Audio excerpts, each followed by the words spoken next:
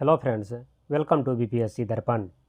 आज बीपीएससी के द्वारा 6421 पोस्ट के लिए न्यू वैकेंसी आई है और यह वैकेंसी टीचरों के लिए, हेड मास्टर के लिए है। तो अब आप बिहार सरकार में मिडिल स्कूल में एचएम हेड मास्टर ईजिली बन सकते हैं। मतलब 6421 स्टूडेंट्स अब हेड मास्टर बन सकते हैं, प्रधानाध्यापक बन सकते हैं।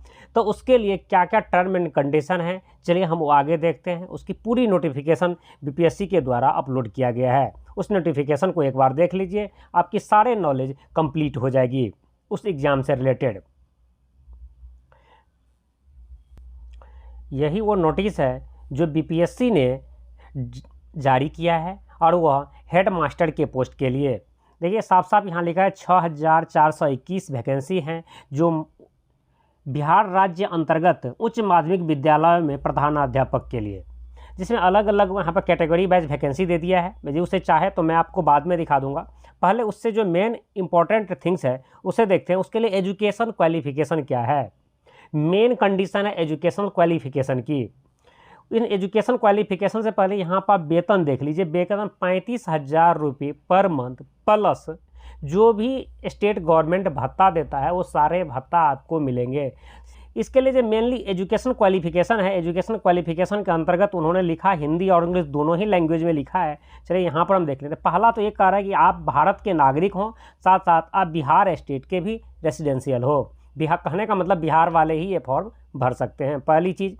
दूसरी चीज़ है, इसमें लिखा है आप मास्टर डिग्री, ठीक है, आप मास्टर डिग्री 50% मार्क्स के साथ कर सकते हैं। यदि आप SC ST और OBC में आते हैं तो 5% का रिलैक्सेशन से मिलेगा आपको। 45% मार्क्स के साथ मास्टर डिग्री है, MA MSc MCom है तो चलेगी, ठीक है।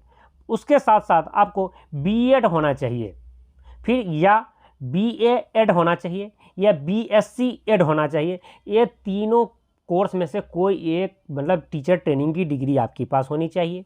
साथ ही उन्होंने एक और क्वालिफिकेशन रख दिया, आप TET पास कर रखे हो, वो भी 2012 के बाद का, ठीक है, आफ्टर 2012, मतलब 2012 की बाद में आप TET का एग्ज़ाम पास किए हो। इतनी कंडीशन के साथ साथ उन्होंने क्या क्या अनुभव भी ले रहे हैं, एक्सपीरियंस भी आपके पास होनी चाहिए। अब देखिए एक्सपीरियंस का भी कंडीशन है। राज्य सरकार के विद्यालय में, पंचायत राज्य संस्था एवं नगर निकाय संस्थान अंतर्गत माध्यमिक शिक्षा के पद पर 10 वर्ष की लगातार सेवाएं होनी चाहिए, पहली कंडीशन। या दूसरी कंडीशन लिखा है CBSE या ICSE या BSEB से अस्थायी संबद्धता प्राप्त विद्यालय में, मतलब वो भी रिकॉग्नाइज विद्यालय होनी चाहिए।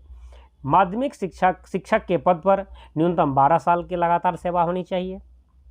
राज्य सरकार के विद्यालय में पंचायती राज्य संस्थान एवं नगर निकाय संस्थान अंतर्गत उच्चतम माध्यमिक शिक्षक के पद पर 8 वर्ष की लगातार सेवाएं होनी चाहिए।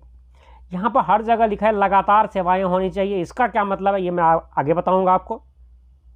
नेक्स्ट है CBSE ICSE BSEB की अस्थायी संबद्धता प्राप्त विद्यालय में उच्च माध्यमिक शिक्षक के पद पर न्यूनतम 10 वर्ष की लगातार सेवाएं होनी चाहिए। उक्त अवधि की गणना योगदान की तिथि अथवा प्रशिक्षण अर्हता प्राप्त करने की तिथि जो बाद की तिथि हो के आधार पर की जाएगी। इतनी आपकी टर्म एंड कंडीशन थी, कहने का इतनी क्वालिफिकेशन था, अनुभव और एजुकेशनल क्वालिफिकेशन। यदि ये दोनों आप फुलफिल करते हैं तो आपके लिए 6421 वैकेंसी इंतजार कर रहा है, जिनमें से एक वैकेंसी तो आपको ज़रूर मिलेगी यदि आप सही से एग्ज़ाम की प्रिपरेशन करते हैं। लेकिन अब बात आती है कि सिर्फ यहाँ पर एक एजुकेशनल क्वालिफिकेशन और अनुभव आपके पास है तो यह हेड मास्टर की पोस्ट आपको, हेड मास्टर की जो पोस्ट है आपको नहीं मिल सकती है। इसके लिए आपको बीपीएससी का एग्ज़ाम भी फेस करना पड़ेगा। अब देखते हैं एग्ज़ाम की क्या पैटर्न होगी, कैसी एग्ज़ाम आपको फेस करना पड़ेगा, क्या एग्ज़ाम आसान है, डिफ़िकल्ट है, कैसे एग्ज़ाम है जो आपको फेस करना पड़ेगा। इसके रिगार्डिंग भी यहाँ पर बीपीएससी ने साफ साफ बता दिया है कि आपको कैसे एग्ज़ाम फेस करना पड़ेगा। देखिए यहाँ लिखा है, पहले तो 150 अंक का क्वेश्चन आपसे पूछा जाएगा जो ऑब्जेक्टिव टाइप होगा। उनमें 100 अंक आपके सामान्य अध्ययन से होगा, GK GS से होंगे, जबकि 50 अंक आपके BEd कोर्स से होगा। OMR शीट ऑफलाइन एग्जाम होगा। प्रत्येक क्वेश्चंस के लिए 1 अंक मिलेंगे और 0.25 अंक की कटौती की जाएगी प्रत्येक गलत क्वेश्चंस पर। मतलब 1/4 भाग का निगेटिव होगा। 2 घंटे का आपकी एग्जाम होगा। साक्षात्कार नहीं होगी, मतलब इंटरव्यू नहीं होगी। आपको इसी एग्जाम के इसी के मार्क्स के बेसिस पर आपको रिजल्ट दिए जाएंगे। यदि इस एग्ज़ाम में आप अच्छे से क्वालिफाई कर लेते हैं तो आपको एक पोस्ट पक्की।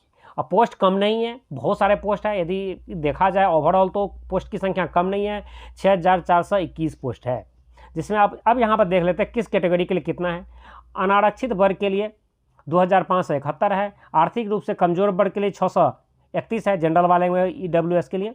अनुसूचित जाति के लिए 1027 है। अनुसूचित जनजाति के लिए 66 है ओनली, क्योंकि बिहार में अनुसूचित जाति बहुत कम है।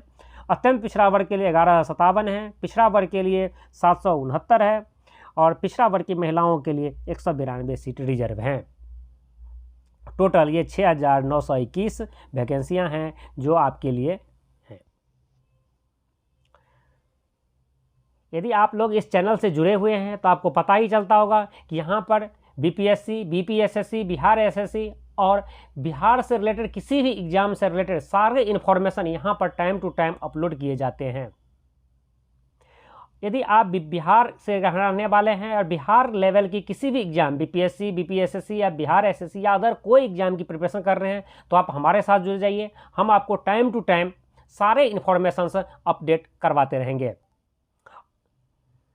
और यह वीडियो आपको पसंद आया हो तो उसे लाइक कीजिए, अपने फ्रेंड्स को शेयर कीजिए। और आप अभी तक हमारे साथ नहीं जुड़े हैं तो अभी कभी इस चैनल को सब्सक्राइब कीजिए और बेल आइकन को प्रेस कर दीजिए, जिससे मेरे नेक्स्ट नोटिस का नोटिफिकेशन आप तक आसानी से पहुंच जाए। Thank you very much.